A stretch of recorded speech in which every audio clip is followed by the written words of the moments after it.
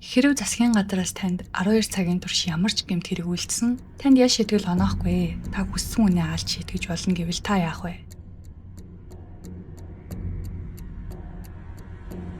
Сайн бацгаана уу? Мантухан сувг байна. Өнөөдрийн дугаараар 2013 онд нээлттэй хийсэн цэвэрлэгээ киног ярихаар бэлтлээ. Америк улс цэвэрлэгээ гэх зүйлийг жилдээ нэг удаа зохион байгуулснаар гэмт хэргийн гаралт нь нэг хүртэл буурч, нийгэм нь маш их тавин элдв асуудалгүй болсон байдаг. Гэхдээ энэ цэвэрлэгээ нь зүгээр нэг цэвэрлэгээ биш, хүн цэвэрлэгээ. Өөрөөр хэлбэл, жилийн нэг өдөр 12 цагийн турш хүмүүс хүссэн хүнээ алж зовоож, янз бүрээр хохироож болно. Тэр хугацаанд хүн алсан зэрэг хэрэгт ямар ч хариуцлага тооцдоггүй. Харин үгсэн хүмүүсийг нийгмийг цэвэрлэхэд их хөв нэмэр оруулсан гихнэршил өгч оршуулад өнгөрдөг нэг төрлийн геноцид маягийн үйл ажиллагаа юм. Цэвэрлэгээ кинон нийт 5 кино, нэг бүрэн хэмжээний зурагтай бөгөөд энэ дугаараар эхний ангитай танилццгаая.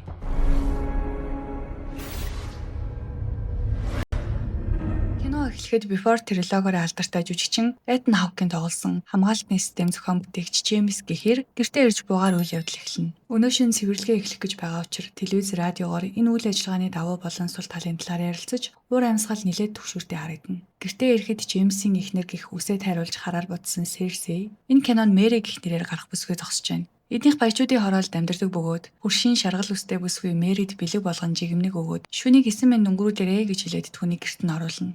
Джеймс Мэри хоёр хүүхэдтэй бөгөөд том охин Зоийн найз залуутайгаа байж байгаад аав нь ирснийг мэдээд түүнийг явуулаад доош бууна. Харин баг хүн удирдлагатай камертай машинаар байшингийнхаа эргэн тойрныг ажиглаж байхад ээж нэрч оройн хоолнд туслаа гэж дуудахад доош буудаг. Оройн хоолны үеэр ойр зүрийн зүйлс ярилцаж судал. Цаг 19 цагт өгөх үед бүгд босож хамгаалтын систем болон камерын хяналтын өрөөлөгөө очино. Хамгаалтын кодыг оруулахад бүх хаалга цонхны гадна талаас төмөр хамгаалалтууд бууж, байшин бүрэн түгжигдэнэ. Телевизээр дохиод угарч. Энэ бол Америкийн нэгдсэн улсын засгийн газраас зөвшөөрөгдсөн жил бүр зохион байгуулагддаг цэвэрлэгээний тухай мэдээлэл. Цэвэрлэгээний үеэр дөрв болон түүнээс доош зэрэглэлийн зэвсэг ашиглахыг зөвшөөрнө. 10 дугаар зэрэглэлд хамаарах засгийн газрын ажилтнуудад халтхыг хориглоно. Цэвэрлэгээ эхэлснээс хойш маргаашийн 7 цаг хүртэл гал команд эмнэлгийн түргэм тусламж зэрэг үйлчлэгээ ажиллахгүй. Ингээд цэвэрлэгээ албан ёсоор эхэлснийг мэдэгдэе. Бурхан та нарыг ивэг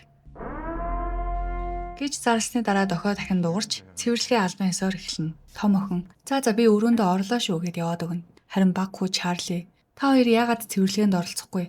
Хүн алахгүй байгаа юм бэ гэж ээж аваасаа асуусаар үлддэг. Аав ээж нь бидэнд тэгэх шаардлага байхгүй гэж хариулна. Том охин өрөөндөө орж чихвчээр хөгжим сонсож байтал гинэт нэг гар гарч ирэн түүнийг хойш татна. Тэгсэн найз залуу нь гэрт нь нууцаар орж ирээд үлдчихсэн байж. Джеймс Мэри хоёр энэ хоёрыг үерхийг зөвшөөрдөг бөгөөд өнөөдөр аавтай нь уулзаж албан ёсны зөвшөөрөл авахар ирсэн байж.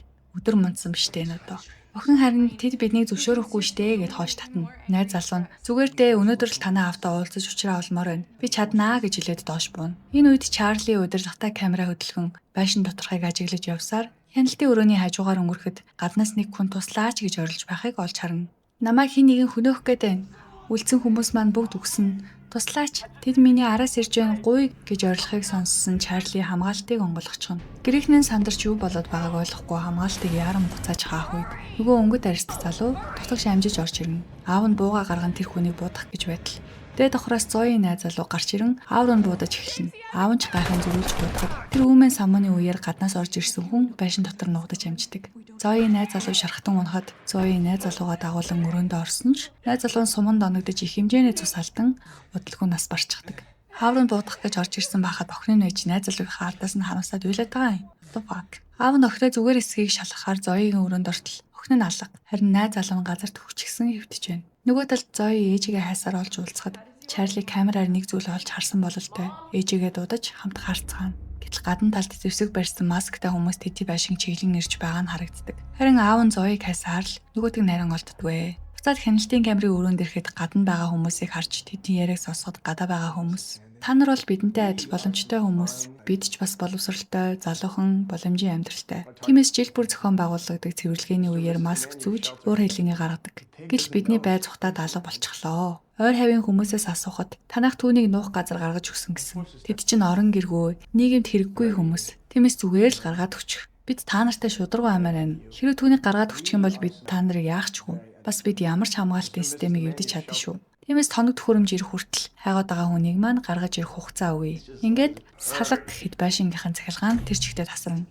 Джеймсийн гэрээхэн сандарч яахаа мэдэхгүй байхад Джеймс эдгээр гэрт орж ирж чадахгүй гэвэл тийм ээж чадна. Гэхдээ тэдний хүсэж байгаа зүйлийг гаргаад өгчихъя л дөө гэж шийддэг.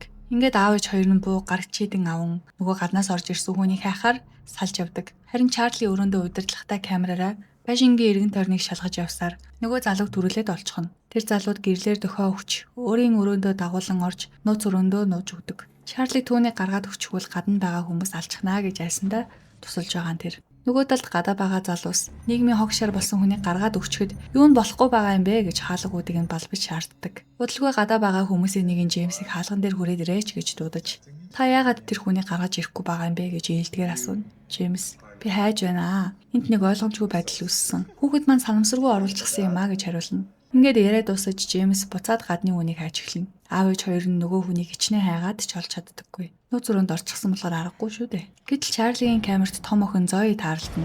Тэр энд юу болоод байна? Би чиний нууц өрөөнд орж нуудлаа шүү гэж хэлээд Чарлигийн нууц өрөө рүү явчихна. Удалгүй Джеймс Чарлигийн өрөөнд орж ирэхэд гадны хүн охинд нь буу тулгаад Джеймсийг зэвсгээ хаяхыг шаардна. Тэр хүн би энэ шүн өхмээргүй байна. Та нарыг ч гэмтээ хүсэл алга.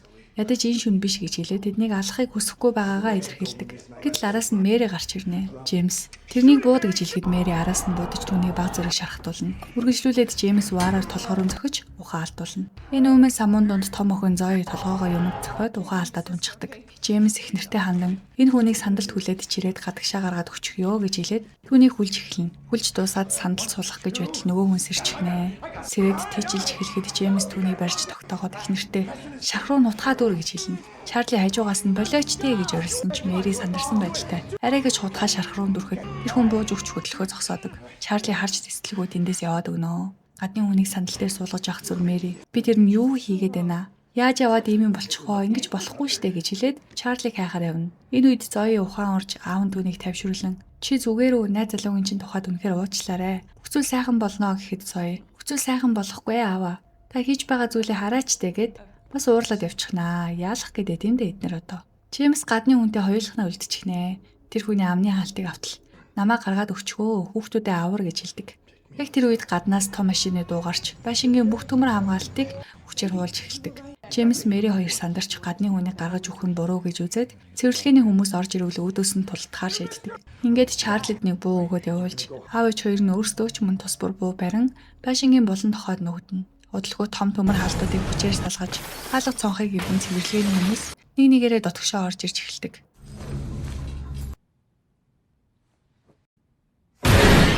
Эхний хүн Чарлиг олж барьж аваад алах гэж байтал аав нь амжиж очин хүүгээ аварна. Чарлиг үлдээгээ цааш явах замдаа сүг барьсан хоёр этгээдтэй тарч нэлээд ширүүн зодлоно.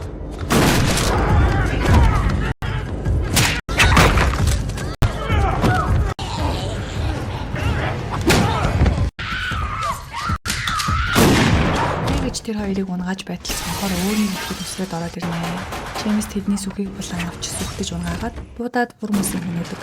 Гэтэл буланд ороход цэвэрлэгээний толгойлагч залуу Сэмэрхэн гарч ирээд Джеймсийг хутгалчихна.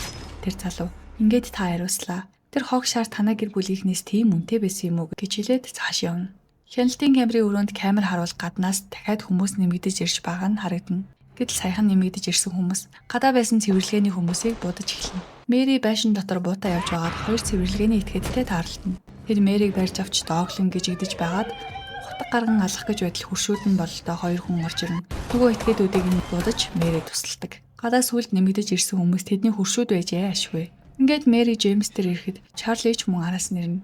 Гуруула шатны дэргэд Джеймсийг яах талаас сандралтаж байтал цэвэрлэгээний толгойлагч залуу гарч ирж тэднийг алах гэж завдна. Яг тэр мөчид Зои гарч ирэн залууг болон хүнээж гэр бүлээ авардаг. Дөрвөлээ цугласан ч Джеймс шархаад алгуунаас барчихнаа. Удалгүй хорооллынх нь хуршүүд нөгөө жигмэг өгдөг шаргал үстэй хүмүүс ирэхэд Мэри бидэнд тусалсанд баярлаа гэж хэлтэлтэд талархах хэрэггүй. Үнэн дээр та нар тэдний биш бидний байсан юм гэж хэлээд эднийг энд будаж алцгаая гэж ярилцсан. Ингээд Джеймсийн цогцыг чирж гаргаад Мэрийг хүүхдүүдтэй хамт хүлж өгнө. Яагаад ингэж байгаа юм бэ гэж асуухад нөгөө шаргал үст. Танай төмөр хамгаалтыг эвдэж байхад бид үүнийг боломж гэж харсан. Бид үзэн яддаг хүмүүсээсээ өшөө авах боломж. Та нар бидний мөнгийг авч нүдэн дээр минь баяжчихад түүнийг гайхуулдаг үстэй гэж хэлнэ. Үүндээ тэд Джеймсийн зарсан хамгаалтын системд төсгөнгөө л хийж байгаа юм тэр. Дараа нь биднийг иргэнийхээ үүргийг гүйцэтгэхэд тусална уу гэж хэлээд тэднийг дундаа хийн бүгдээрээ залбирч эхэлнэ. Яг эхнээс нь будаж эхлэх гэж байтал гэнэт Чарлигийн тоглоом чанга дуурсаар хажуугаар нь явж өнгөрнөө. Яг будаж эхлэх гэж байтал Тэдний анхаарал сарних тэр мөчөд гаднаас орж ирсэн залуу гуйтаа гарч ирээд шар ус тэмэгтэйг барьцаалж өөр нэг хүнийг нь буудаад бусдыг нь зэвсгээ хай гэж сүрдүүлдэг. Ингээд Мэри болон хүүхдүүдийг суллана. Шар ус тэмэгтэй биднийг ингэж агаар зүгээр аалчих гэж хэлэхэд Мэри үлдсэн хэдэн цагийг 50 өнгөрөөмөр байна гэж хэлээд бүгд ширээ тавиран сууж өглөөний 7 цагийг хүлээн. Нар мандаж цаг 7 болох төхөж байхад шар ус тэмэгтэй гинэт буавч Мэрийг алах гэж оролцсон ч Мэри амжиж түүнийг зөхөж хамрыг нь хугална. Ингээд дохиод уурч цэвэрлэгээ дуссныг зарладаг. Мэри манахаас зайлцгаа гэж хэлэхэд урагч хуршууд нь бүгдээрээ гараад явцгаана. Гадны хүн ч мөн явхад Мэри түнд амжилт хүсье гэж хэлээд үддэг. Ингээд жил бүр зохион байгуулагддаг цэвэрлэгээ 3 сарын 22-ны өглөөний 7 цагт дууслаа. Цагдаа эмнэлэг зэрэг үйлчлэгээний тохиолдлууд дахин ажиллаж эхэлж хотын гудамжуудыг цэвэрлэж эхэлнэ. Кино сонирхолтой болсон гэж найдаж байна. Дараагийн ангиудад цэвэрлэгээ чухам яг юунаас эхлэлтэй болсон? Нийгмийн бусад давхарганы хүмүүс цэвэрлэгээний үеэр хэрхэн тэмцэж амьд үлддэг тухай ярьж өгөх болно. Тэр болтол түр баяртай. Лайк, subscribe мартаваа guys.